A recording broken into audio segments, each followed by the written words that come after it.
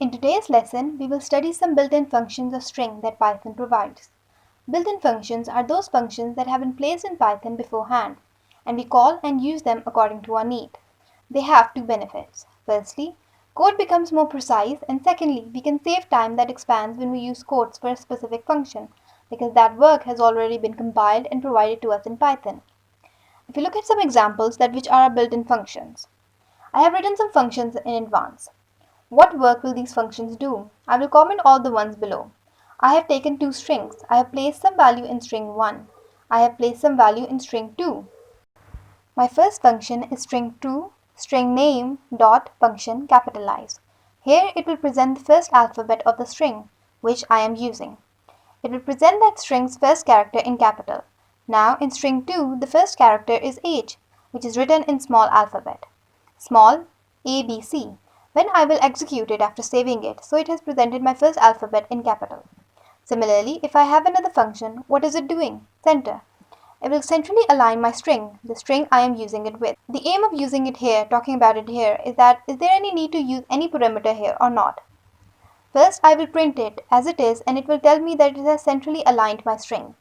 Means that it has given a space for 50 characters before and some space after and aligned my string. If I do not pass it here, will it run my function? It is given an error that center takes at least one argument, that we must give one argument in the center. In my third function, I have case fold and lower. These both work the same. Both of these the strings that I will utilize them with. String, let's use string 1 here and this is string 2. The output of these will be the same. Why? Both of these converted my string, which were written in capital to small and left small as it is. Case fold and lower functions work the same. What this lower will do is, it will tell me if it's true or false. It has given me false. I used is lower with string 2.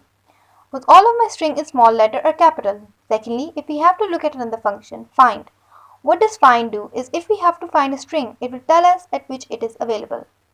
It has told us that built word is available is at index number 18 if we count it. 2, 0, 1, 2, 3, 4, 5, 6, 7, 8, 9, 10, 11, 12, 13, 14, 15, 16, 17. Build is starting from 18. If I have to find the index of a specific word, I can find its index from here.